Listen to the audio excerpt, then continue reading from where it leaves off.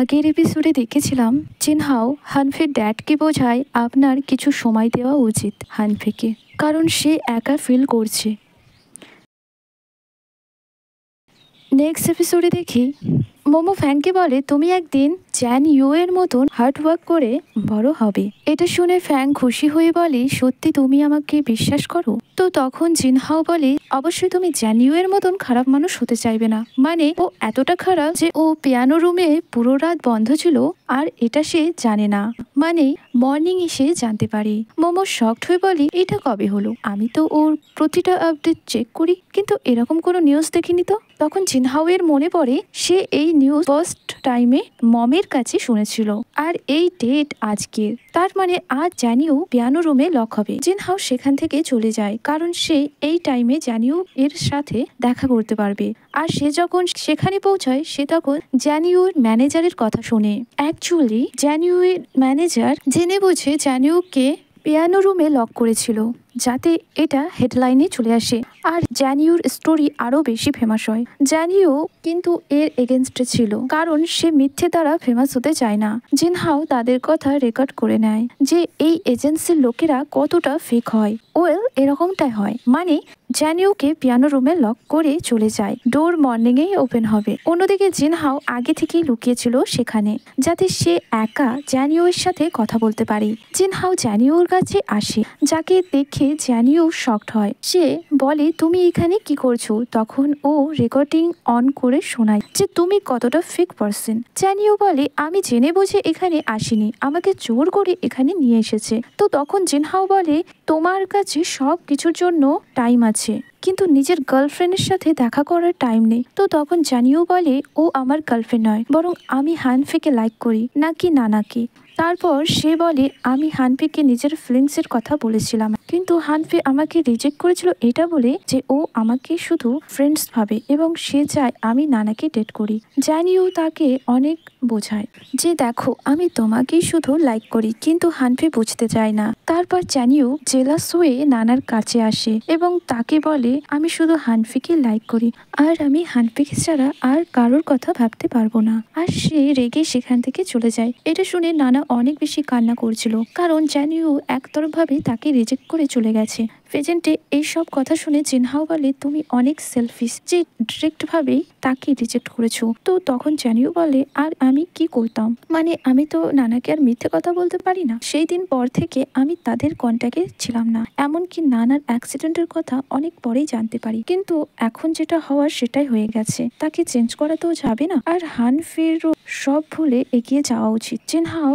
রেগে জানিওকে জোরে পাঞ্চ করে বলে তুমি বলছো তুমি হানফিকে লাইক করো, কিন্তু সত্যিটা এটাই যে তুমি শুধু নিজেকেই লাইক করো। তখন জানিও বলে তুমিও তো হানফিকে লাইক করো। তো তখন জিনহাও উঠে দাঁড়ায় আর বলে এরকমটা নয়। জানিও বলে হ্যাঁ তুমি তাকে লাইক করো, তাই তো তুমি তাকে নিয়ে অনেক টেনশন করো। তারপর জানিও জিজ্ঞেস করে তুমি নানাকে কি করে জানো? মানে আমি ওর কাছে একদিন তোমার আইডি কার্ড দেখেছিলাম। জিনহাও বলে না আমার আইডি কার্ড তো আমার কাছে আছে। তো তখন জানিও বলে একবার আমি নানাকে লুকিয়ে কিছু দেখতে দেখি, তারপর জানতে পারি তার কাছে জিনহাও নামে একটি আইডি কার্ড ছিল যার উপরে তোমার ফটো ছিল।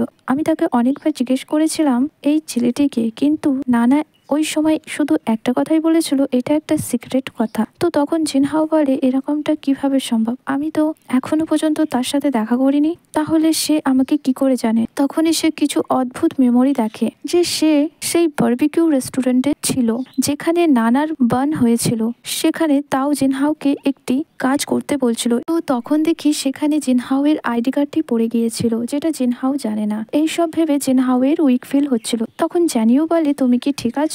জিনহাও বলে হ্যাঁ আমি ঠিক আছি। যেহেতু ডোর সেই সময় লক ছিল তাই তারা সেখানেই রাত কাটায়। আর যখন তারা মর্নিং এ বাইরে আসে তখন জানিও জিনহাওকে বলে আমার ফিলিংস রিয়েল ছিল হানফিকে নিয়ে, কিন্তু সে যেহেতু আমাকে লাইক করে না তাই আমি আমার ক্যারিয়ার নিয়ে বিজি হয়ে পড়েছি আর আমার মনে হয় তার থেকে মুভ অন করে নেওয়া উচিত। জিনহাও জানিওকে বলে হানফি তোমাকে এখনো মনে করে আর সে একটি পেপার দিয়ে চলে যায়। অ্যাকচুয়ালি এটা হানফির ডায়েরির পেজ যেটা হানফি লিখেছিল। আজ জ্যানিউ সেটা রিড করে যে হানফি আজও তাকে মিস করে, যেটা দেখে জ্যানিউ সারপ্রাইজ হয়। নেক্সট ডে আমরা জিনহাও আর হানফিকে ব্রডকাস্ট রুমে দেখি। তখনই হানফি জ্যানিউর মেসেজ পায় যে সে তার সাথে দেখা করতে চায়। এটা দেখে হানফি সারপ্রাইজ হয়। তখন জিনহাও তাকে দেখে বলে, তুমি এত স্মাইল করছো কেন? তো হানফি বলে, এটা একটা সিক্রেট কথা। বাই দ্য ওয়ে জিনহাও সং প্লে করে দেয়, কিন্তু হানফি ভুল করে মাইক অন করেছিল। তখন জিনহাও হানফিকে বলে, তুমি কি সত্যি জ্যানিউকে লাইক করো? তখন হানফি বলে, না, কারণ সে আমার অনেক ভালো বেস্ট ফ্রেন্ড, তাকে আমি কখনোই হেট করব না। তো এই কথা মোমো শুনে ফেলে আর মনে বলে, সত্যি কি হানফি জ্যানিউকে জানে? কিন্তু ও এই কথা কেন তার কাছে লুকিয়েছে? সে কি তাকে ফ্রেন্ড ভাবে না? অন্যদিকে জিনহাও জানতে পারে যে মাইক অন হয়ে গেছে এবং জিনহাও সঙ্গে সঙ্গে সেটা অফ করে দেয়। এরপর তারা ভয় পায় যে সব স্টুডেন্ট তাদের কথা কি শুনে ফেলেছে আর টিচার ডিঙ্কি এইদিকেই আসছে। তাই তারা সেখান থেকে বাইরে চলে আসে। তারপর দেখি কিছু স্টুডেন্ট গসিপ করছিল যে মেয়েটা কে, যে সুপারস্টার জ্যানিউর ফ্রেন্ড ছিল। তারপর হানফিকে দেখে বলে, এই মেয়েটা কি জ্যানিউর ফ্রেন্ড? তখন জিনহাও হানফির হাত শক্ত করে ধরে সেখান থেকে নিয়ে চলে যায়। এরপর দেখি হানফি যখন স্কুল শেষ করে বাইরে আসে তখন সে সামনে জ্যানিউকে দেখে যে তার জন্য ওয়েট করছিল। হানফি তাকে হ্যালো বলে এবং তার কাছে চলে যায়। অন্যদিকে জিনহাও দেখে বৃষ্টি হচ্ছে, তাই সে বলে হানফি অবশ্যই আমব্রেলা নিতে ভুলে গেছে। তাই সে যখন আমব্রেলা নিয়ে বাইরে আসে সে তখন হানফি আর জ্যানিউকে একসাথে থাকে। এটা দেখে সে অনেক জেলাস ফিল করছিল। হানফি জ্যানিউকে নানার সাথে দেখা করতে বলে। জ্যানিউ আবারও হানফিকে প্রপোজ করে আর বলে, আমি আজও পুরোনো দিনের কথা মনে করি। তো তখন হানফি আবারও তাকে রিজেক্ট করে দিয়ে রেগে জ্যানিউকে ধাক্কা দেয় আর বলে যে আমি তোমার গার্লফ্রেন্ড নয়, না তোমার গার্লফ্রেন্ড, তুমি কেন ওর কথা ভাবছো না? তো সেখানে কিছু স্টুডেন্ট জ্যানিউকে দেখে চিনতে পারে এই তো সুপারস্টার জ্যানিউ এবং তারা তার ভিডিও করতে থাকে। জ্যানিউ হানফিকে অনেক বোঝায় কিন্তু হানফি তার কোনো কথা শুনতে চায় না। তো তখন জ্যানিউ সেখান থেকে চলে যায়। হানফি কান্না করছিল। তখন জিনহাও ওর কাছে আসে, তারপর সে হানফিকে নিয়ে সেখান থেকে চলে যায়। তারা যাওয়ার পর দেখি মোমো সেখানে আসে। সে নানা, হানফি আর জ্যানিউর একসাথে ফটো দেখে এবং সে কনফার্ম হয়ে যায় যে ওর আইডল হানফিকে লাইক করে। জিনহাও হানফির মুড ঠিক করার জন্য একটি জায়গায় নিয়ে আসে। সেখানে তারা দুজন কিছুক্ষণ কথা বলে, এতে হানফির একটু মুড ভালো হয়। এরপর সে জ্যানিউয়ের সাথে সব রিলেটিভ কন্ট্যাক্ট ডিলিট করে দেয়, কারণ সে এখন তার সাথে কোনো কন্ট্যাক্ট রাখতে চায় না, যেটা দেখে জিনহাওয়ের অনেক বেশি ভালো লাগে। এরপর দুজন অ্যামিউজমেন্ট পার্কে আসে। ওখানে তারা অনেক বেশি রাইড এনজয় করে। দুজনে অনেক ভালো লাগছিল সেখানে। এরপর তারা দুজন যখন একসাথে বসেছিল তো তখন জিনহাও হানফিকে বলে, তোমার লেন্সে কিছু লেগেছে। আর সে যখন সেটা ঠিক করছিল তখন সেখানে টিচার টিং আসে তার ক্যাটের সাথে। তিনি জিনহাও আর হানফিকে একসাথে দেখে ফেলে। তারপর তিনি সেখান থেকে চলে যায়। নেক্সট ডে দেখি টিচার টিং টিচার ইয়াওকে বলে, আপনার ক্লাসের স্টুডেন্ট একটু চেঞ্জ হলো না, আপনি প্লিজ হানফি আর জিনহাওকে দূরে রাখুন। কালকে আমি তাদেরকে অনেক ক্লোজলি দেখেছিলাম। টিচার ইয়াও যাওয়ার পর টিচার টিং হানফির ড্যাডকে কল করে এইসব কথাই বলে। এরপর দেখি টিচার ইয়াও হানফি আর জিনহাওয়ের কাছে আসে, যেখানে তারা দুজন একসাথে স্টাডি করছিল। তিনি তাদের বলেন, তোমরা দুজন আমার অফিসে চলো। প্রথমে তিনি জিনহাওকে বোঝায়, তুমি হানফি থেকে দূরে থাকবে, কারণ আমার কাছে কমপ্লেন এসেছে, তাই আমি তোমাদের সিট এক্সচেঞ্জ করে দিচ্ছি। তো এটা শুনে জিনহাও আপসেট হয়ে যায়। তারপর হানফির সাথে কথা বলে আর তাকে সেম ভাবেই বোঝায় যে তোমার স্টাডিতে ফোকাস করা উচিত। জিনহাওয়ের কিছু দিন থেকেই মার্কসও কম হচ্ছে আর তাই তুমি তার ভালোর জন্য তার থেকে দূরে থাকো। তো তখন হানফি হ্যাঁ বলে চলে যায়। ক্লাসে দেখি জিনহাওয়ের সিট এক্সচেঞ্জ করা হয়েছে আর এখন থেকে মোমো হানফির কাছে সিটে বসবে। কিন্তু তখনও মোমো হানফির সাথে ঠিকভাবে কথা বলছিল না এবং ও গেমস টাইমেও হানফির থেকে দূরে থাকছিল, মানে সে হানফির সাথে টিম আপও করতে চায় না। তো তখন এটা দেখে জিনহাও হানফির কাছে আসে টিম আপ করতে, কিন্তু হানফি জিনহাওকে ইগনোর করে চলে যায়। তারপর দেখি তারা দুজন যখন চেঞ্জিং রুমে ছিল তখনও হানফির সাথে মোমো কথা বলছিল না। তখন হানফি মোমোর সাথে কথা বলার ট্রাই করে কিন্তু মোমো তাকে ফুল ইগনোর করে। হানফি এই রিজন বুঝতে পারে না। তারপর তারা যখন ক্লাসে ছিল তখন হানফি মোমোকে জিজ্ঞেস করে কেন সে তাকে অ্যাভয়েড করছে। তো তখন মোমো বলে, তুমি আমার থেকে লুকিয়েছো যে জ্যানিউ তোমার ফ্রেন্ড। আমি যদি তোমার ফ্রেন্ড হই তাহলে কেন তুমি আমাকে এই সব বলনি? তারপর সে সেখান থেকে চলে যায়। হানফি মোমোর কাছে এসে তাকে সরি বলে। তারপর বলে, তুমি জ্যানিউকে যেমনটা ভাবছো সে তেমনটা নয়। মানে সে তার ফ্রেন্ডের কথা ভাবে না, ও অনেক সেলফিশ। তো মোমো প্রথমে চুপ হয়ে তার কথা শুনছিল, তারপর সেখান থেকে চলে যায়। হানফে যখন বাড়ি আসে প্রথমে ওর ড্যাড জেন হাওয়ের ব্যাপারে প্রশ্ন করে, তারপর তাকে বকাবকি করে বলে তুমি জেন হাওয়ের থেকে দূরে থাকবে। হানফে আপসেট হয়ে নিজের রুমে চলে যায়। অন্যদিকে জ্যানিওকে ম্যানেজার বকাবকি করছিল কারণ তার আর হানফের ফটো কেউ ক্লিক করে তাদের সোশ্যাল মিডিয়ায় দিয়েছে, তাই ফটোগুলোকে পাবলিশ হওয়া আটকাতে কোম্পানি অনেক বেশি পেনাল্টি ভরতে হয় যাতে জ্যানিওয়ের ইমেজ খারাপ না হয়। তখনই সেখানে ব্যান্ডের মেম্বার আসে আর জ্যানিওয়ের সাথে তাদের আর্গুমেন্ট হয়। তারা বলে তুমি কেন আমাদের ব্যান্ডের ইমেজ খারাপ করছো, আমরাও তো আমাদের গার্লফ্রেন্ডকে ছেড়েছি শুধু সাকসেসফুল হওয়ার জন্য, তুমি কেন এগুলোকে অ্যাকসেপ্ট করতে চাও না। আর তারপর তারা যখন হানফেকে নিয়ে উল্টোপাল্টা বলতে থাকে, তো এটা শুনে জ্যানিওর অনেক বেশি রাগ হয় এবং সে তার ফ্রেন্ডকে ননস্টপ মারতে থাকে এবং বলে তার এত সাহস কি করে হলো হানফের ব্যাপারে বলার। তারপর আবারও তাকে ননস্টপ মারতে থাকে। নেক্সট সিনে দেখি জেনহাও লুকিয়ে হানফের সাথে দেখা করতে আসে আর সে যখন টিচার ডেনকে দেখে সেখান থেকে লুকিয়ে পড়ে যাতে তাদেরকে নিয়ে আবারও না কোনো ঝামেলা হয়। এমনকি তারা প্রতিদিন একসাথেই বাড়ি ফিরে। একদিন জেনহাও হানফেকে তাদের বাড়ি নিয়ে আসে ডিনারের জন্য, যেখানে জেনহাওয়ের মম হানফের সাথে কিউট ভাবে কথা বলছিল। এইসব দেখে হানফের অনেক ইমোশন হয়ে যায় এবং সে তার মমকে অনেক বেশি মিস করতে থাকে। তারপর সে জেনহাওয়ের মমের বানানো স্যুপ খায় যেটা তার অনেক বেশি ভালো লাগে। এই সবের জন্য সে জিনহাওকে থ্যাঙ্কস বলে। এতে জিনহাও অনেক খুশি হয়, কিন্তু সে যখন বাড়ি ফেরে তখন তার ড্যাড সেখানে বসেছিল। তিনি জানতে পেরেছে হানফে জিনহাওয়ের বাড়িতে গিয়েছিল, তাই তিনি বকাবকি করে বলেন তুমি কেন তার থেকে দূরে থাকছো না। তো তখন হানফে বলে এই জন্য যে জিনহাও ছাড়া আমার আর কোনো ফ্রেন্ড নেই, আপনি প্লিজ এই ঘরটাকে জেলখানা করে রাখবেন না। তারপর সে নিজের রুমে চলে আসে এবং অনেক বেশি স্যাড হয়। অন্যদিকে ফ্যাংয়ের সাথে জিসুকে দেখি সে অনেক বেশি আপসেট ছিল কারণ তার বয়ফ্রেন্ড তার সাথে চিট করেছে, তবুও তার বয়ফ্রেন্ড তাকে কল করছিল।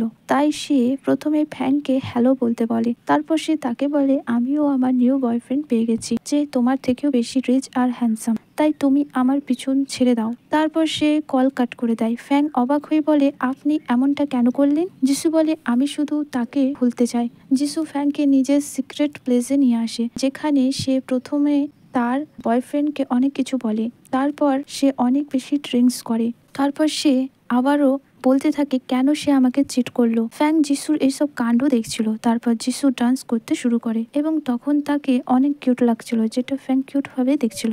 মানে ফ্যাং তার ওপরেই ক্রাশ খেয়েছে। এরপর যিশু বলতে থাকে আমার কি ভুল ছিল, কেন সে চিট করলো, এবং সে এইসব বলতে বলতে ঘুমিয়ে পড়ে। তারপরে দেখি ফ্যাং যিশুর স্কেচ ড্র করছিল। নেক্সট সিনে দেখি হানফে মেডিকেল রুমে ছিল কারণ তার ফিভার হয়েছে।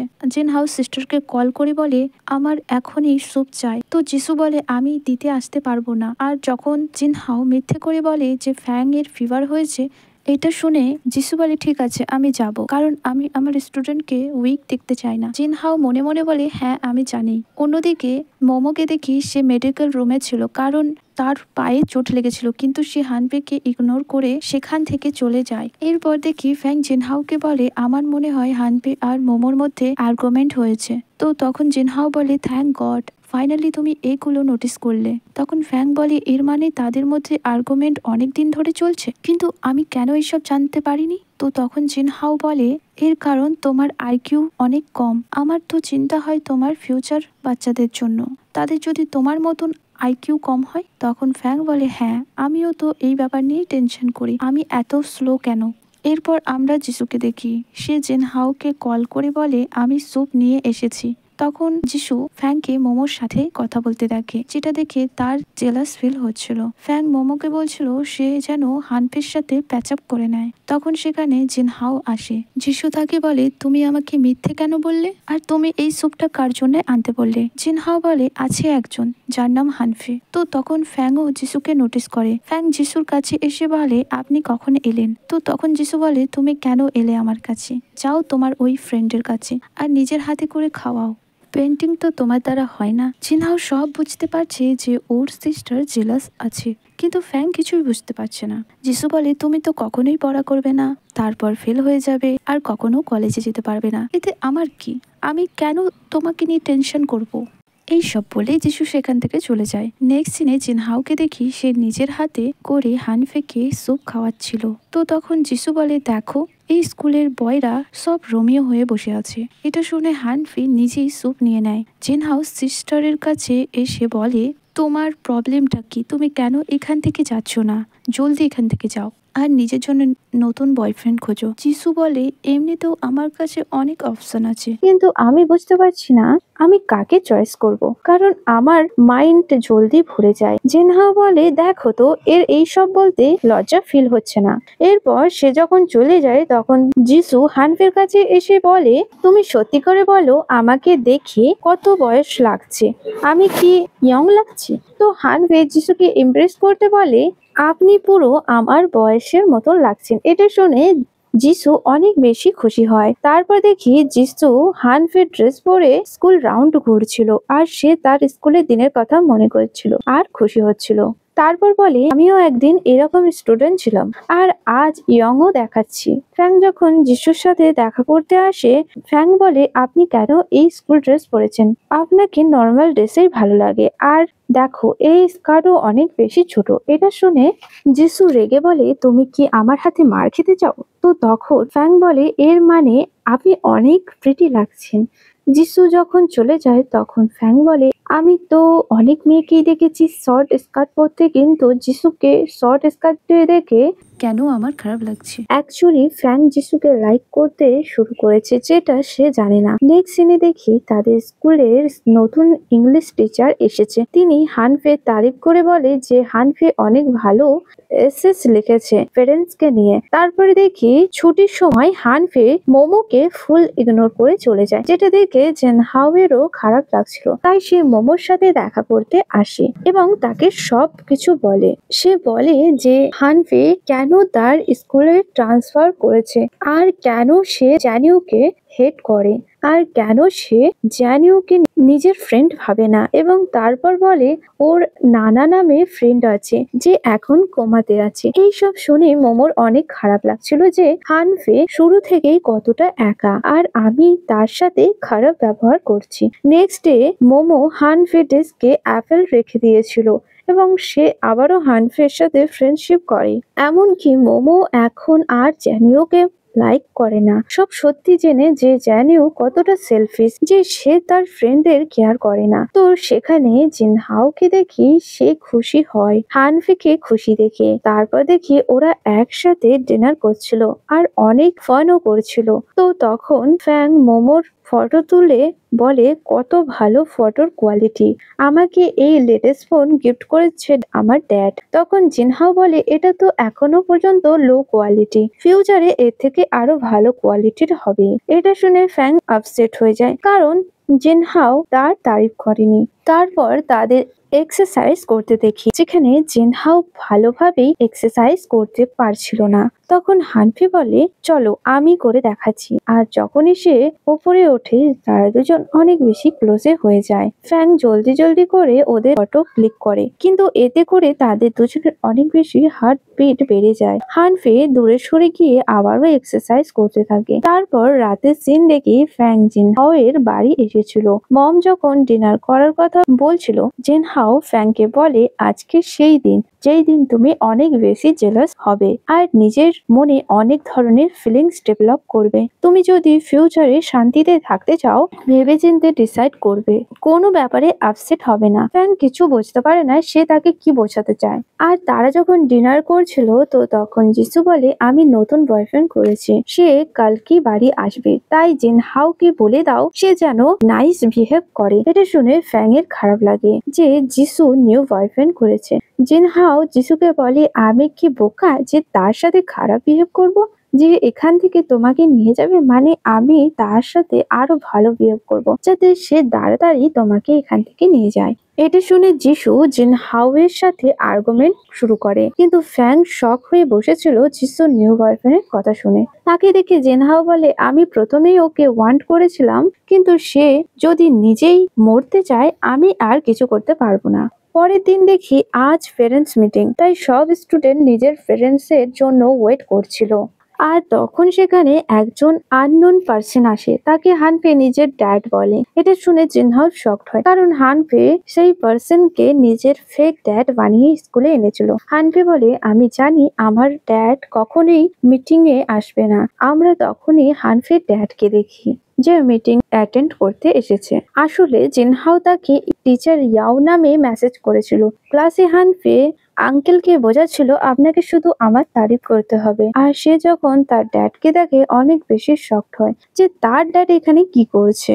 অন্যদিকে টিচার ইয়াও ভাবে উনি যদি হানফের ড্যাড হয় তাহলে ওই লোকটিকে যে এখনো হানফের সাথে আছে। হানফে সেখান থেকে পালিয়ে যায়। তখন টিচার ইয়াও ওই লোকটির সাথে কথা বলতে আসে। সে লোকটি কি বলবে বুঝতে পারে না। তারপর লোকটি বলে হয়তো আমি ভুল ক্লাসে চলে এসেছি। তারপরে সে সেখান থেকে চলে যায়। তারপর দেখি হানফে সেই আঙ্কেলকে পেমেন্ট করছিল, যেটা টিচার ডিং দেখে ফেলে, কিন্তু তিনি তখন কিছু বলে না। হানফে জিনহাওকে বলে জানি না ড্যাড এখানে কি করে এলো, আমি তো মিটিং এর কথা তাকে জানাইনি। জিনহাও বলে এর কারণ আমি যে টিচার ইয়াও হয়ে মেসেজ করেছিলাম, কিন্তু আমি জানতাম না তোমার প্ল্যানিং এর বিষয়ে। তারপর টিচার ইয়াও হানফের ড্যাডের সাথে কথা বলছিল, যেখানে হানফে ড্যাড প্রথমে টিচার ইয়াওকে সরি বলে হানফে বিহেভিয়ার জন্য। টিচার ইয়াও বলে কোনো ব্যাপার না। তারপর বলে হানফে আগে থেকে স্টাডিতে অনেক ভালো করছে এবং সে ভালো পোয়েমও লিখেছে। তারপর তিনি হানফে ড্যাডকে পোয়েমটি দেয়। হানফে ড্যাড পোয়েমটি রিড করে যেখানে হানফে লিখেছিল তার ড্যাড তার সাথে ফ্রেন্ডের মতন ট্রিট করে। ফাদার এই সব রিড করে ইমোশন হয়। টিচার ইয়াও বোঝায় হানফে ড্যাডকে আপনার উচিত তার সাথে সময় কাটানো। ড্যাড বলে আমি পুরো চেষ্টা করব হানফের সাথে সময় কাটানো। তারপর হানফের ড্যাড বলে ভালো হলো মিটিং এর আগে আপনি আমাকে ইনফর্ম করে দিয়েছেন, না হলে এবারেও আমি আসতে পারতাম না। তখন টিচার ইয়াও বলে আমি তো মেসেজ করিনি। তারপর তিনি যখন নাম্বার চেক করেন তিনি বলেন এ তো জিনহাও এর নাম্বার। এটা শুনে জিনহাও তো ভয় পাচ্ছে যে তার ড্যাড আবার না তাদের নামে কমপ্লেন করে। হানফের ড্যাড বলে আপনার কি মনে হচ্ছে না হানফে আর জিনহাও অনেক বেশি ক্লোজ হচ্ছে, আপনি প্লিজ ওদের দূরে রাখবেন। তো তখন টিচার ইয়াও বলে যে হানফের পারফরমেন্স জিনহাও এর জন্য ভালো হচ্ছে, কারণ সে প্রথমে একা ফিল করত কিন্তু এখন সে বেটার ফিল করে। এই জন্য আমাদের তাদের উপরে ট্রাস্ট করা উচিত, তাই তাদের কিছুটা টাইম দেওয়া উচিত। তো ড্যাড এতে রাজি হয়। আর তারা যখন বাইরে আসে জিনহাও সেখান থেকে পালিয়ে যায়। তো সেখানে শুধু হানফে থাকে। সে কি করবে বুঝতে না পেরে সোজা যেতে থাকে। তো তখন হানফের ড্যাড তাকে বলে আমরা একসাথে যেতে পারি। এতে হানফে একটু খুশি হয়। তাদেরকে একসাথে দেখে টিচার ইয়াও হ্যাপি হয়। নেক্সট দিনে দেখি বাড়ি ফেরার পর থেকে হানফের ড্যাড হানফের সাথে ভালো বিহেভ করছিল, একজন ফ্রেন্ডের মতন, যেমনটা হানফের পোয়েমে লিখেছিল। হানফে তো কিছু বুঝতে পারে না, কিন্তু সে এটা দেখে খুশি হয়। হানফের ড্যাড বলে তোমার মনে হয় মম যখন অসুস্থ ছিল আমার কোনো টেনশন ছিল না, কিন্তু এরকমটা নয়। আমি তোমার মমকে অনেক বেশি লাইক করি, কিন্তু বাধ্য হয়ে আমাকে কাজেও যেতে হতো, কারণ সেই সময় আমি অনেক লোন নিয়েছিলাম অপারেশনের জন্য। লোন মেটাতে আমাকে ওভার ওয়ার্ক করতে হয়েছিল, তাই আমি তোমার মমের কাছে ছিলাম না সেই সময়। যখন থেকে তিনি আমাদের ছেড়ে চলে গিয়েছেন আমি নিজেকে অনেক বেশি একা ফিল করছি, তাই এখন থেকে আমরা দুজন দুজনের খেয়াল রাখবো, কারণ আমি শুধু তোমাকেই হ্যাপি দেখতে চাই। হানফে এইসব কথা শুনে একটু ইমোশন হয়ে যায়। তো তার ফাদার তাকে কমফর্ট করতে থাকে, মানে তাদের মধ্যে সবকিছু ঠিক হয়ে গেছে। নেক্সট ডে দেখি হানফে যখন জিনহাও এর সাথে কথা বলছিল তখন তাও সেখানে এসে বলে জলদি চলো, আমি কিছু দেখাতে চাই যে টিচার ইয়াও আর ইংলিশ টিচার মিমির মধ্যে কিছু চলছে। তো এটা শুনে সবাই শকড হয়। তারপর সবাই উইন্ডোর কাছে আসে আর সেখান থেকে তাদের দুজনকে একসাথে দেখে। তখন আমরা দেখি টিচার ইয়াও ইংলিশ টিচার ইমির সাথে আইসক্রিম শেয়ার করে খাচ্ছিল। এটা দেখে সবাই খুশি হয়ে বলে দেখো তাদেরকে একসাথে কতটা কিউট লাগছে। আর টিচার ইয়াও যখন তাদেরকে দেখে তখন তিনি তাদের ইশারা করে সেখান থেকে চলে যেতে বলে, কিন্তু তখনও সবাই যেতে চাইছিল না। তো তখন জিনহাও টিচারের হেল্প করে, তাদেরকে ক্লাসে পাঠিয়ে দেয় এবং টিচার ইয়াও টেনশন ফ্রি হয় যে টিচার ইমি তাদেরকে দেখেনি, হয়তো তিনি ইমপ্রেস ফিল করতো। টিচার ইয়াও বলে এই ছেলেরা আমাকে শান্তিতে থাকতে দেবে না, এরপর দেখি টিচার ইমি যখন ক্লাস স্টুডেন্টকে পড়াচ্ছিল তখন টিচার ইয়াও অনেক কিউট ভাবে তাকে দেখছিল।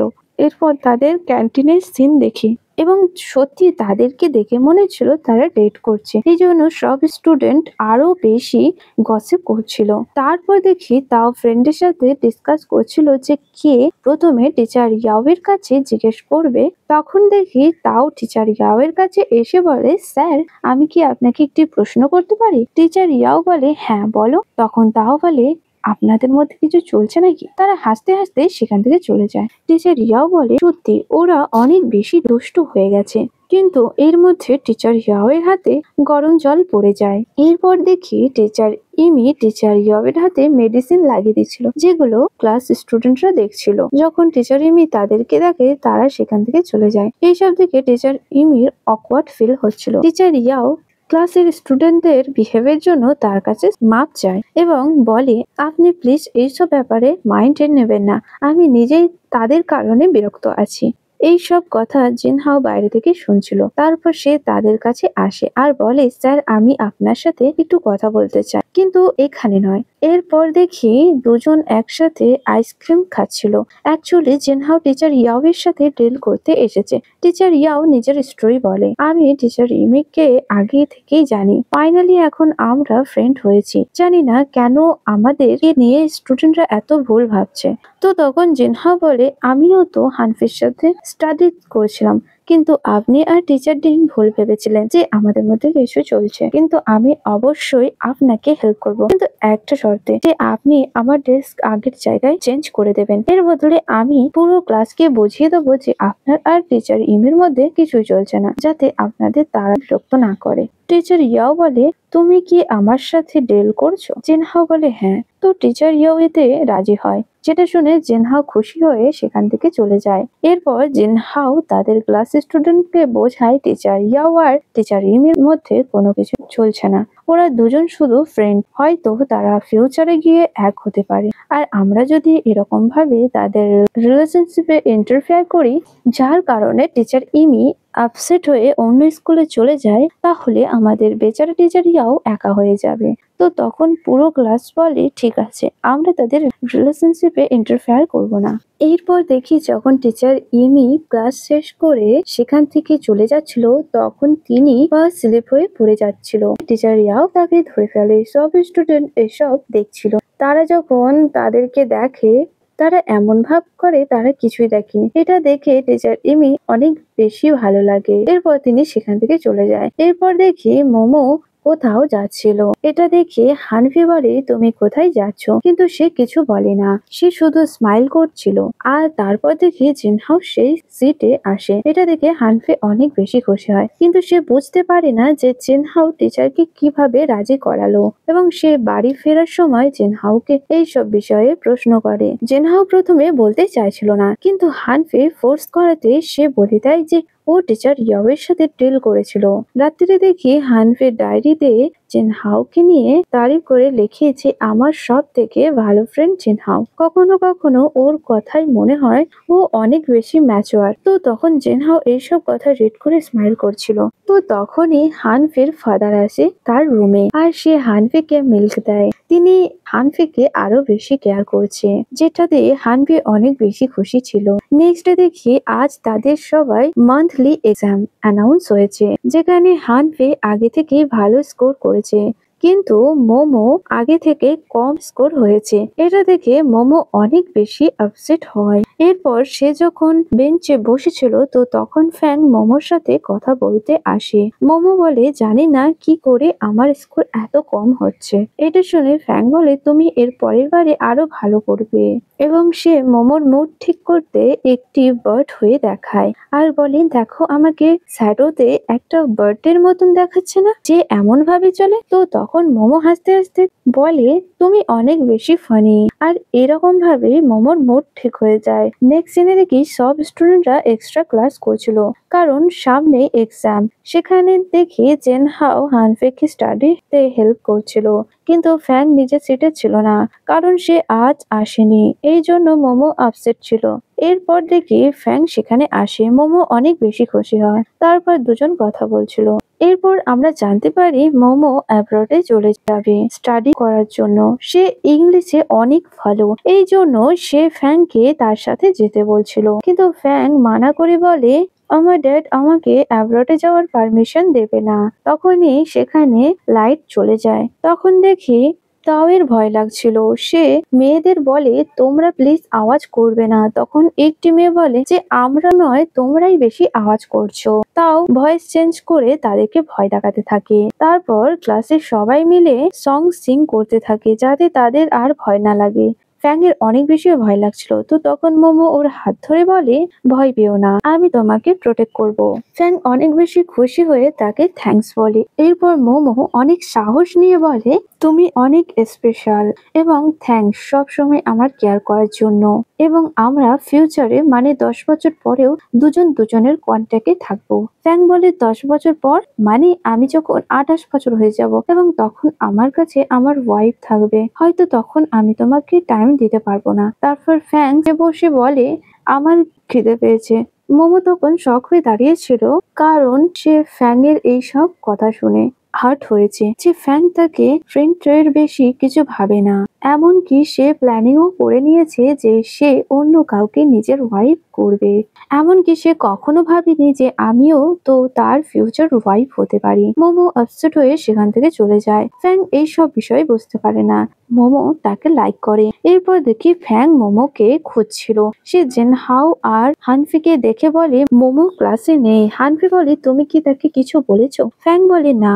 তারপর তারা তিনজন মোমোকে খুঁজতে বেরোয়। জিনহাও হানফি মোমোকে সব জায়গায় খোঁজে, কিন্তু তারা তাকে পায় না। তখনই ফ্যাং কল করে বলে আমি মোমোকে খুঁজে পেয়েছি। তারপর দেখি মোমো আপসেট হয়ে এক জায়গায় বসেছিল। ফ্যাং তাকে বলে তুমি আপসেট কেন? তখন মোমো বলে মনে হয় আমি মুভ অন করছি, তাই অনেক বেশি আপসেট আছি। আমি অনেক স্ট্রং, আমি নিজেকে মানানোর চেষ্টা করব, কিন্তু আফসোস এটাই যার জন্য এফোর্ট করেছি ও কখনো বুঝতে পারলো না। ফ্যাং তখন মোমোর কথাই বুঝতে পারছিল না। ফ্যাং মোমোকে বলে আমার তোমার উপর ট্রাস্ট আছে যে তুমি একদিন ব্রেভ হবে আর ফিউচারে খুশি থাকবে। তখন মোমো বলে হ্যাঁ, এটাই যেন হয়। অন্যদিকে হানফে আর জিনহাওকে দেখি তারা দুজন দুজনকে বাই বলে চলে যাচ্ছে। হানফে ফাদার আজ হানফির জন্য ডিনার করেছিল। এটা দেখে হানফি অনেক বেশি খুশি হয়। হানফি ড্যাডকে নিজের স্কোর দেখায়, যেটা দেখে ড্যাড অনেক বেশি খুশি হয়। এরপর হানফি বলে এখন তো আপনি আমার উইশ পূরণ করবেন। তো ড্যাড বলে হ্যাঁ, আমি অলরেডি সবকিছু অ্যারেঞ্জমেন্ট করে ফেলেছি। নেক্সট ডে দেখি টিচার যখন ক্লাস নিচ্ছিল, ফ্যাং তখন ড্রয়িং করছিল। টিচার ডিং স্লো ভাবে ফ্যাং এর কাছে আসে আর বলে তোমার কি হয়ে গেছে? ফ্যাং বলে হ্যাঁ, অলরেডি হয়েই গেছে। আর সে যখন টিচার ডিংকে দেখে তখন সে শকড হয়ে দাঁড়িয়ে পড়ে। এরপর টিচার ডিং বলে আমাকে তোমার ড্রয়িং দেখাও। আর তিনি যখন ড্রয়িং দেখে যে ফ্যাং একটি মেয়েকে ড্র করেছে, তখন তিনি বলে এই ক্লাসের স্টুডেন্টরা একটুও চেঞ্জ হলো না, সবাই টাইমের আগেই বড় হতে চায়। এরপর তিনি বলে আমার অফিসে চলো। এরপর দেখি ফ্যাং টিচার ডিং এর অফিস থেকে বাইরে আসে। হানফি ওর হাত থেকে স্কেচ বুকসটি নিয়ে স্কেচ দেখে বলে এ তো যিশুর মতো লাগছে না? ফ্যাং বলে দেখেছো তো, আমি একদম রিয়েল ভাবে বানিয়েছি যে তুমিও পর্যন্ত বুঝতে পেরেছো। তারপর ফ্যাং চলে যায়। এরপর জিনহাও বলে আমি ওকে অনেকভাবেই বুঝেছিলাম, কিন্তু ওকে প্রোটেক্ট করতে পারলাম না। হানফি বলে এর মানে তুমি প্রথম থেকেই জানতে যে ফ্যাং তোমার সিস্টারকে লাইক করে? জিনহাও বলে হ্যাঁ। এরপর বলে তারা যেন ফিউচারে খুশিতেই থাকে। এরপর নানার বাড়ি দেখি, যেখানে হানফি নানার ফাদারের সাথে কথা বলছিল। হানফি বলে আমার কিছু নানার জিনিস চায়, যেটা দ্বারা নানাকে সেন্সে ফিরিয়ে আনতে পারবো। এতে ফাদার রাজি হয় এবং এই টাইমে বাড়িতে নানার মমও ছিল না, তাই সহজেই নানার রুমে আসতে তাদের অসুবিধা হয়নি। হানফিও নানা জিনিস প্যাক করতে থাকে, ওর ফেভারিট পারফিউম আর ফেভারিট মিউজিক। জিনহাও একটা লকারে নোটিস করে যার পাসওয়ার্ড কি তাদের কোনো আইডিয়া ছিল না। জিনহাও ক্যালেন্ডারে নোটিস করে দেখে তারিখে মার্চ ছিল। যেই দিন নানা অ্যাক্সিডেন্ট হয়েছিল। জিনহাও শকড হয়ে বলে নানা কি করে জানলো এই দিনই তার অ্যাক্সিডেন্ট হবে। ওয়েল এরপর জানিওকে দেখি সে ফ্যান্সদের দেওয়া গিফট দেখছিল। সে তখন হানফের দেওয়া গিফট দেখে, তাই সে সেটা নিয়ে রুমে চলে যায়। সে তখন বক্সটি ওপেন করে তখন সে দেখে এতে নানা জিনিস ছিল, মানে হানফে সেই জিনিসের থেকে কিছু জিনিস জানিওর কাছে পাঠিয়েছিল। এতে একটা ডায়েরি ছিল, যেটা দেখে জানিওর মনে পড়ে যে সে নানার সাথে বসে মিউজিক প্র্যাকটিস করতো। এরপর সে কিছু ক্লিপস দেখে। ফার্স্ট ক্লিপসে দেখে সে সিঙ্গিং করছে, যেটা দেখে ও কিছুটা ইমোশন হয়ে যায়। এরপর সেকেন্ড ক্লিপসে দেখে ও স্লিপিং করছিল। এরপর থার্ড ক্লিপসে দেখে যে তারা তিনজনে মিলে তার বার্থডে সেলিব্রেট করেছিল। নেক্সট ক্লিপে দেখে জানিও প্রথমবার রোডে সিঙ্গিং করেছিল আর সব লোক ওর সং শুনে ক্লাপিং করছিল। এইসব দেখে জানিও ইমোশন হয়ে যায়। তারপর বলে যে নানা তাকে সিক্রেটলি লাইক করতো, কিন্তু আমি সেগুলো বুঝতে পারিনি। তারপর সে সব মোমেন্ট মনে করে যে নানা সব সময় তাকে রেকর্ড করতো, মানে জানিও এবারে হানফিকে নয় বরং নানাকে মিস করছিল। এরপর হানফে আর জিনহাওকে দেখি দুজন যখন ক্লিন করছিল, তখন হানফে হাওয়াকে ফিল করছিল যে আজকের ওয়েদারটা কত ভালো। তো তখনই জিনহাও হানফের ক্লোজে আসে আর হানফেকে অদ্ভুত ভাবে দেখছিল। হানফে বলে তুমি এমন করে দেখছো কেন, এবং যার কারণে হানফের হার্টবিটও বাড়তে থাকে, মানে হানফেও জিনহাওকে লাইক করতে শুরু করেছে। এরপর তারা দুজন আইডি দেখে যেখানে জানিও মেসেজ করেছে আর নিজের কন্ট্যাক্ট নাম্বারও দিয়েছে, কারণ সে হানফের সাথে কন্ট্যাক্ট করতে পারছে না। হানফে তাকে সব জায়গায় ব্লক করে রেখে দিয়েছে। এর পরের সিন দেখে জানিও যখন ব্যান্ড মেম্বারের সাথে গাড়িতে করে যাচ্ছিল, সে সামনে যখন হসপিটাল দেখে তখন অ্যাক্টিং করতে থাকে যে তার পেটে অনেক পেন হচ্ছে। তারপর সে ম্যানেজারকে বলে আমাকে আপনি প্লিজ হসপিটালে নিয়ে চলুন। এরপর ম্যানেজার ওকে হসপিটালে নিয়ে আসে। তখন জানিও ম্যানেজারকে নানা বাহানা দিয়ে সেখান থেকে পাঠিয়ে দেয়। আর ম্যানেজারে যাওয়ার পর সেও জলদি জলদি নানার রুমের দিকে যেতে থাকে। নানার রুমের সামনে জিনহাও দাঁড়িয়ে ছিল আর হানপে ভেতরে নানার ফেভারিট পারফিউম স্প্রে করে দেয়। তারপর ফাইনালি জানিও তার রুমে আসে। প্রথমে সে নানাকে সরি বলে, এটা বলে যে ও কখনো নানার ফিলিংস কে বুঝতে চায়নি। তারপর সে নানার জন্য লাভ সং সিং করে আর এই সং এ তাদের অনেক মেমোরি ছিল। হানফে এগুলো শুনে ইমোশন হয়ে যায়। সবাই চায় নানা জলদি ভালো হয়ে যায়। তখনই নানার মম আসে, যে হানফেকে দেখে অনেক বেশি রেগে যায়। আর যখনই তিনি রুমে আসে তিনি তখন জানিওকে দেখে আর তিনি তাদেরকে বকাবকি করে বলতে থাকে তোমরা কেন আমার মেয়ে থেকে দূরে থাকছো না। তো তখন নানার ড্যাড নানাকে নোটিস করে বলে যে নানা মনে হয় সেন্সে ফিরে আসছে, এবং নানার মমও এটা নোটিস করে। তিনি অনেক বেশি খুশি হয়, তার সাথে সবাইও বেশি খুশি হয়। সবাই বলে যদি এমনটা হয় তাহলে নানা জলদি ভালো হয়ে যাবে। এরপর হানফে আর জিনহাও যখন হসপিটাল থেকে বেরোয় তখন ম্যানেজার তাদেরকে দেখে ফেলে এবং তিনি বুঝে ফেলেন যে জানিও এখানে প্ল্যানিং করেই এসেছে। অন্যদিকে জানিও যখন যাচ্ছিল কোনো এক রিপোর্টার লুকিয়ে ওর ফটো তোলে। নেক্সট ডে ম্যানেজার জানিওকে বলে তুমি এমনটা কেন করেছো। তারপর তিনি হানফের সাথে দেখা করতে আসে আর তাকে বলে সে যেন জানিওর থেকে দূরে থাকে। হানফে বলে আমি ওর গার্লফ্রেন্ড নয়, তাই আপনি টেনশন করবেন না। তারপর হানফে সেখান থেকে চলে যায়। তো তখন দেখি হানফের স্কুলের কিছু বুলি গার্লস তারা বলছিল এ তো জানিওর ম্যানেজার, তিনি হানফের সাথে কি কথা বলছিলেন। এরপর ওই বুলি গার্লস ওয়াশরুমে আসে আর তারা হানফিকে বলে তাদের জানিওর নাম্বার দিতে আর তার অ্যাড্রেস, না হলে তার সাথে অনেক খারাপ হবে। হানফে তাদের সেখান থেকে ভাগিয়ে দেয়, কিন্তু ওই বুলি গার্লসরা যাওয়ার আগে হানফেকে লক করে দেয়। তার সাথে মোমোও ছিল সেখানে। হানফে উইন্ডো থেকে বাইরে আসার চেষ্টা করেছিল, যার কারণে হানফের পায়ে চোট লেগে যায় এবং তার উঠতে অসুবিধা হচ্ছিল। কিছুক্ষণ পরে মোবাইলের নেটওয়ার্ক আসে, তাই সে জলদি করে জিনহাওকে কল করে। জিনহাও নিজের সাথে তাওকেও নিয়ে আসে এবং তারা দুজন একসাথে ডোর ওপেন করে। জিনহাও হানফের পায়ে চোট থেকে ওকে কোলে তুলে নিয়ে সেখান থেকে চলে যায়। সেম কাজও তাও মোমোর সাথে করতে যাচ্ছিল। তো তখন মোমো বলে আমার পায়ে চোট লাগেনি, আমি একাই যেতে পারবো। নেক্সট ডে দেখি তারা দুজন যখন একসাথে ছিল তখন নার্স হানফেকে কল করে বলে নানার কোমা থেকে জেগে উঠেছে, যেটা শুনে সে অনেক বেশি খুশি হয়। এরপর তারা নানার সাথে দেখা করতে আসে। হানফে নানাকে দেখে অনেক বেশি ইমোশন হয় আর নানাও তাকে দেখে অনেক বেশি খুশি হয়। তারপর সে হানফেকে টাচ করছিল। হানফে জিনহাওকে ভেতরে আসতে বলে। নানা যখন তাকে দেখে সে অনেক বেশি শকড হয়, যেন সে কোনো ভূত দেখে ফেলেছে। তখন নানা বলে এই এখানে কি করছে, একে এক্ষুনি রুম থেকে বের করে দাও। হানভি তাকে বোঝায় যে সে তার ফ্রেন্ড, কিন্তু নানা নিজের ফেস অন্যদিকে করে নেয়, তাই তারা দুজন সেখান থেকে চলে যায়। বাইরে এসে হানভি জিনহাওকে বলে নানা এমন বিহেভ করছে কেন, তুমি কি তাকে জানো? জিনহাও বলে সত্যি আমি তাকে জানি না, শুধু এটাই জানি যে সে তোমার বেস্ট ফ্রেন্ড। আমি জানি না ও আমাকে দেখে এমন রিয়াকশন দিল কেন, এতে আমি নিজেই শকড আছি। সিন কাট হয়। নেক্সট সিনে দেখি হানফে নানার সাথে দেখা করতে আসে, ওকে স্যুপ দেয়, তারপর বলে জিনহাও রিয়েলি তার ফ্রেন্ড, কিন্তু তাকে কেন তুমি হেট করো?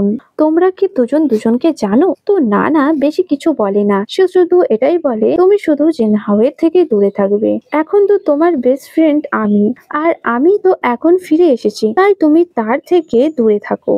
হানফি এই কথায় কোনো রিপ্লাই করে না। নেক্সট ডে দেখি সে জিনহাওকে ধরে বাইরে নিয়ে এসে বলে তোমার আর নানার মধ্যে কি কানেকশন আছে সত্যি করে বলো, যে সে আমাকে তোমার থেকে দূরে থাকতে বলছে। তো তখন জিনহাও বলে আমি নিজেই তাকে জানলে আমি তোমাকে ইনফর্ম করে দিতাম। তো এটা শুনে হানফে চুপ থাকে। নেক্সট সিনে ফ্যাং কে দেখি সে ফাইনালি যিশুকে প্রপোজ করে, এটা বলে যে আমি তোমাকে অনেক বেশি লাইক করি। এটা শুনে যিশু অনেক বেশি খুশি হয়, কারণ সেও তো ফ্যাংকে লাইক করে, কিন্তু সে ফ্যাংকে বলে আমি এটা একসেপ্ট করব না, কারণ এটা তোমার ড্যাডের টাকায় বাই করা, যদি তুমি নিজে ইনকাম করে গিফট দাও সেই দিন আমি তোমার গিফট একসেপ্ট করব। ফ্যাং অনেক বেশি খুশি হয়, কারণ যিশু তাকে একতরফ ভাবেই হ্যাঁ বলে দিয়েছে, তাই সে বলে আমি অনেক জলদি নিজের টাকায় গিফট বাই করব। সিন কাট হয়। তারপর জানিউকে দেখি যে নানার সাথে দেখা করতে এসেছে, এখন তাদের তিনজনের মধ্যে সবকিছু ঠিক হয়ে গেছে। নেক্সট সিনে দেখি জিনহাওকে নানার রুমে যে লুকিয়ে এসেছে সেই লকারে চেক করছিল। প্রথমে সে নানার বার্থডে ডেট দেয়, এরপর হানফের বার্থডে ডেট দেয়, কিন্তু লকার তখনও ওপেন হয় না।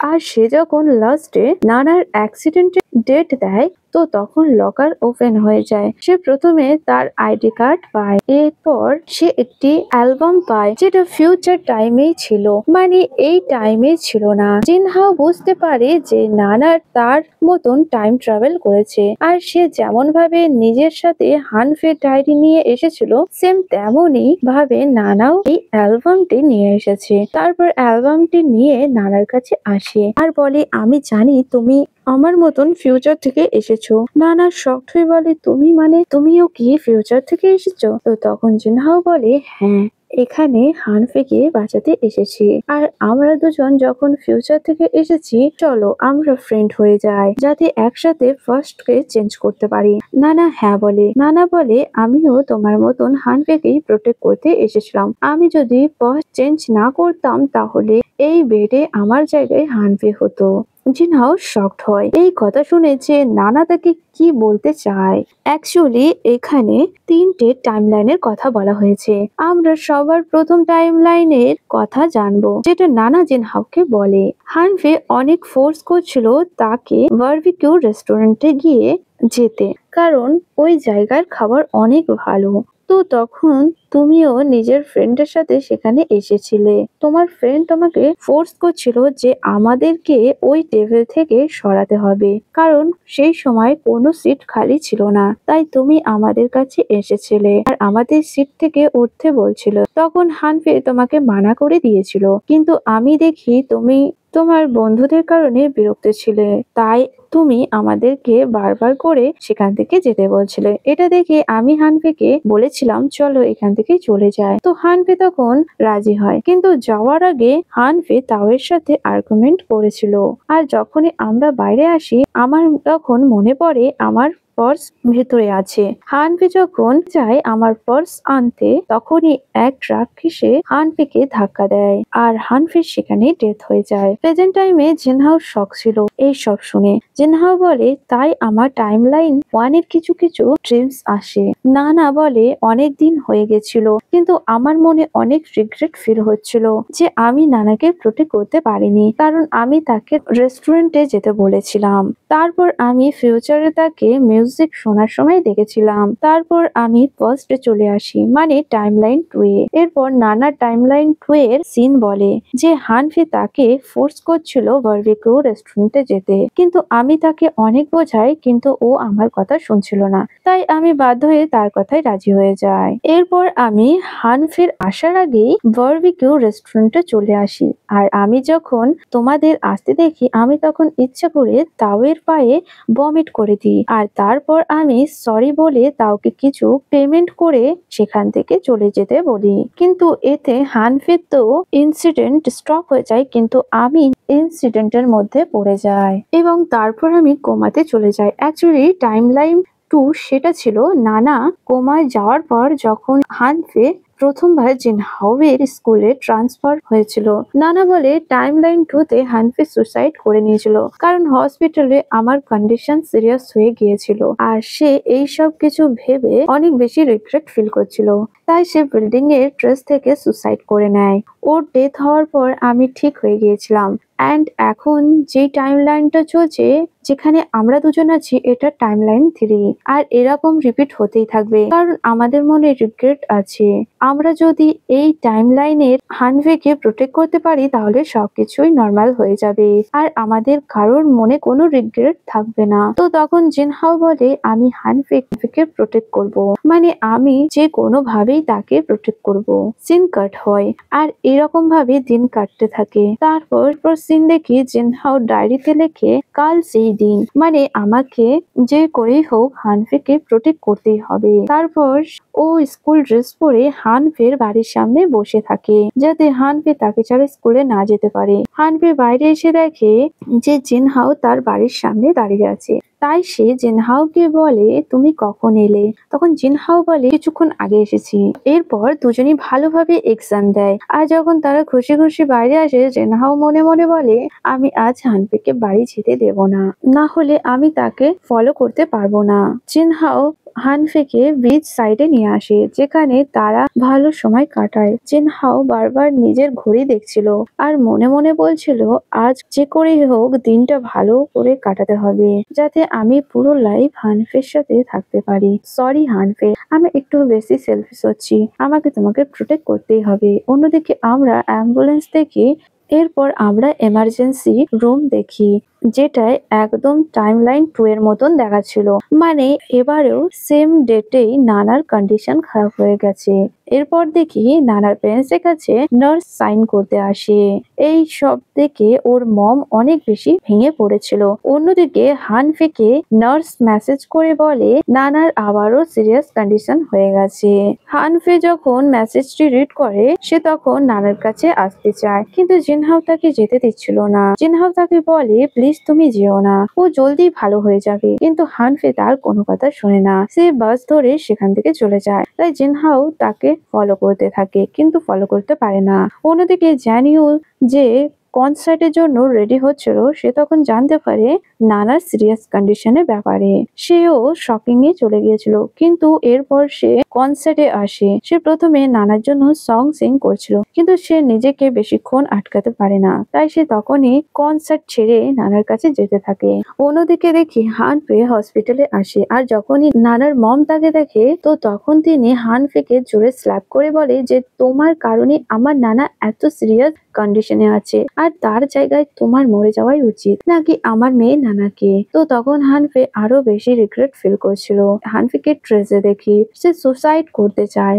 কারণ সে আর বেশি রিগ্রেটে থাকতে চায় না, কারণ সে নানাকে অনেক বেশি মিস করছিল। অন্যদিকে জিনহাও হসপিটালের দিকে যাচ্ছিল, তখনই তার কাছে হানফের কল আসে। জিনহাও ননস্টপ তাকে বলছিল, তুমি এসব নিয়ে টেনশন করো না, আমি তোমার কাছে আসছি, সব ঠিক হয়ে যাবে। তখন দেখি হানফে জিনহাও এর দিকে আসছিল। এরপর হানফে বলে, আমি যখন সুসাইড করতে যাব তখন তোমার কথা মনে পড়ে যে তুমি শুরু থেকে আমাকে অনেক বেশি মোটিভেট করছিলে, তাই এখন আমি তোমার কাছে আসছি। আর এখন নানা ঠিক আছে, জানিও তার কাছেই আছে। তো এটা শুনে জিনহাও কিছুটা রিল্যাক্স ফিল করে। ও তখন হানফিকে সামনে দেখতে পায় আর ওর কাছে যেতে চায়। জিনহাও হানফিকে বলে, তুমি ওখানেই দাঁড়াও, আমি তোমার কাছে যাচ্ছি।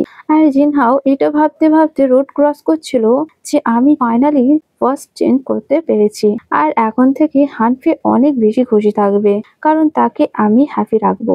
আমি খুশি হয়েছি তাকে প্রোটেক্ট করে। আর তখনই স্পিডে একটি ট্রাক এসে জিনহাওকে ধাক্কা দেয়। জিনহাও ওখানেই সেন্সলেস হয়ে যায়। হানফির শখ ছিল এই সব দেখে, আর সে তখন জিনহাওরে অনেক বেশি কান্না করতে থাকে। হানফি অনেক বেশি ভেঙে পড়েছিল। জিনহাও হানফিকে বলে, প্লিজ তুমি নিজেকে প্রোটেক্ট করবে আমার জন্য, আর তুমি জানো না যে আমি তোমাকে কতটা বেশি ভালোবাসি। আর সে তখনই আইস ক্লোজ করে নেয়। তখন হানফি অনেক বেশি কান্না করছিল। এরপর হসপিটালের সিন দেখি, যেখানে জিনহাও অপারেশন চলছিল। সেখানে ওর মম আর সিস্টার ছিল, তারা অনেক বেশি ভেঙে পড়েছিল। ফ্যাং হানফিকে একটি লেটার দেয়, এটা বলে যে যিশু এই লেটারটি জিনহাওয়ের রুম থেকে পেয়েছে। মনে হয় জিনহাও তোমাকে অনেক কিছুই বলতে চেয়েছিল, কিন্তু বলতে পারলো না। হানফি লেটারটি নিয়ে সাইডে আসে, আর যখনই সে লেটারটি রিড করে সে অনেক বেশি শক ছিল, কারণ জিনহাও সেখানে টাইম ট্রাভেলের ব্যাপারে লিখেছিল যে ও হানফিকে কিভাবে প্রোটেক্ট করেছিল। এইসব রিড করে হানফি অনেক হতাশ হয়ে যায়। সেই ডায়েরিটি দেখি যেটা জিনহাওয়ের রুমে ছিল। তখন সেই ডায়েরিটি আস্তে আস্তে ভ্যানিশ হয়ে যায়। এরপর কিছু ইয়ার্স পর দেখি সেই অ্যাম্বুলেন্সটিকে, যেটাই আমরা গল্পের শুরুতে দেখেছিলাম। আর সেই পেশেন্টই ছিল যে এপিসোড 1-এ জিনহাওয়ের পেশেন্ট ছিল, কিন্তু এখানে জিনহাওয়ের বদলে হানফি ছিল, যে একজন সার্জন ডক্টর ছিল। এরপর হানফি জিনহাওয়ের কাছে আসে, যে 10 বছর ধরে কোমাতে আছে, অ্যান্ড হানফি ওর ওঠার অপেক্ষায় আছে। আর সারাদিন তার সাথে কি হয়েছে সেই সব কথা জিনহাওকে বলে। আর সে এটা বলে, আমি সেই স্কুল গার্লের সাথে আজ দেখা করেছি, যার ব্যাপারে তুমি লেটারে লিখেছিলে। আর এরপর সে জিনহাওকে কিস করে বলে, আমি তোমার অপেক্ষায় আছি, তাই প্লিজ তুমি ওঠো। সিন কাট হয়। তারপর ক্লাস রিইউনিয়ন পার্টি দেখি, যেখানে সবাই এসেছিল। তাও হানফিকে ওয়েলকাম করে তার সিটে বসতে বলে। অ্যান্ড শকিং কথা এটাই যে ওর গার্লফ্রেন্ড আর কেউ নয়, মোমো ছিল, আর তারা খুব শীঘ্রই ম্যারেড করতে চলেছে। ফ্যাং আর যিশু অলরেডি ম্যারেড করে নিয়েছে, আর এখন ওরা দুজনে অনেক বেশি খুশি আছে। এরপর টিচার ইয়াওকে দেখি, তার অলরেডি টিচার মিমির সাথে ম্যারেড হয়ে গেছে, কিন্তু তিনি এখন আসেনি, আর তাদের একটি বেবিও আছে। সবাই হাসি খুশিতেই ছিল, আর তার সাথে জিনহাওকে মিস করছিল, তার জন্য একটা সিট ফাঁকা রাখা ছিল। সিন কাট হয়। এরপর দেখি সবাই সেখান থেকে চলে যায়। যিশু হানফিকে বোঝায়, তোমার উচিত কাউকে ম্যারেড করে নেওয়া, মানে তুমি আমার ভাইয়ের জন্য ওয়েট করো না, জানি না সে কবে ঘুম থেকে উঠবে। তো তখন হানফি বলে, আমি জানি আপনি আমাকে নিয়ে অনেক টেনশন করেন, কিন্তু প্লিজ আপনি আমার জন্য সরি ফিল করবেন না, এরকম ভাবেই আমি হ্যাপি আছি। এরপর হানফিকে ওর ফাদারের সাথে দেখি, সে তার ফাদারের সাথে কথা বলছিল, এবং তিনি খুশি ছিল যে তার মেয়ে একজন সাকসেসফুল ডক্টর হয়ে গেছে, এবং তিনিও জিনহাওকে নিয়ে চিন্তা করছিল যে জিনহাও এখনো পর্যন্ত সেন্সে ফেরেনি। তখনই সেখানকার লাইট চলে যায়, তাই হানফির ফাদার লাইট অন করতে যায়। তো তখন প্রথমের মতন রেডিওটি আবারও অন হয়ে যায়, এবং সেখান থেকে আওয়াজ আসছিল যে তুমি কি ফার্স্ট লাইফে যেতে চাও। হানফি কিছু বুঝতে পারে না। তখনই সে জিনহাওকে বাইরে দেখে। হানফি জিনহাওকে ফলো করতে থাকে। যেমনটা প্রথমে জিনহাও হানফেকে তার সামনে দেখেছিল, ঠিক তেমনই ভাবে হানফেও জিনহাওকে সামনে দেখে। সে দরজার সামনে এসে দাঁড়ায় আর স্মাইল করে ভেতরে চলে যায়। হানফেও ঠিক জিনহাও এর মতন সেই দরজার ভেতরে চলে যায়। এরপর টাইমলাইন 4 শুরু হয়। হানফে ঠিক জিনহাও এর মতন ফার্স্টে ওঠে, সিন কাট হয়। এরপর আমরা সেই অ্যাম্বুলেন্সটিকে দেখি যেখানে সেই স্কুল গার্ল ছিল, সে হানফের উপর রেগে ছিল। তো তখনই আমরা সেখানে জিনহাওকে দেখি। এর মানে এখন সে একদম ঠিক হয়ে গেছে, কারণ ফার্স্টে গিয়ে হানফে সবকিছু ঠিক করে দিয়েছিল। সে জিনহাও এর লেটারের মাধ্যমেই সবকিছু ঠিক করেছিল। আর এখন সবাই খুশি আছে। এরপর তারা দুজন স্কুল রিইউনিয়ন পার্টিতে আসে, যেখানে খুশি ছিল তাদের দেখে। জিনহাও সবাইকে বলে, আমি আর হানফে আমাদের সামনে বিল্ডিং এই থাকতাম, কিন্তু হানফে আমার স্কুলে অ্যাডমিশন নেয়নি, মানে আমার সাথে স্কুল শেষ করিনি, বরং সে স্কুল শেষ হওয়ার পর আমার লাইফে এসেছে। কিন্তু আমার মনে হয় হানফে আমাকে স্কুল টাইম থেকেই জানে। অ্যাকচুয়ালি হানফে ফার্স্ট কে চেঞ্জ করতে স্কুল লাইফ জিনহাওকে নিজে থেকে দূরে রেখেছিল, যাতে ওর অ্যাক্সিডেন্ট না হয়। বাই দ্য ওয়ে, এখন সবকিছু ঠিক হয়ে গেছে। এখন তারা একসাথে হ্যাপি আছে। তারা বাড়ি যেতে থাকে, তারা একে অপরকে প্রমিস করে যে আমরা সবসময় দুজনের পাশে থাকবো আর দুজনকে প্রোটেক্ট করব। নানা আর জ্যানিওকে দেখানো হয় না, কিন্তু তাদের কথাই জানতে পারি তারা দুজনও লাভ রিলেশনে আছে, কিন্তু সবাই থেকে লুকিয়ে, কারণ পপস্টারদের লাইফকে হাইলাইটে রাখতে হয়। আর এর সাথে এই ড্রামাটা এখানেই শেষ হলো। আপনাদের কেমন লাগলো এই ড্রামাটা অবশ্যই কমেন্ট করে বলবেন। Thank you.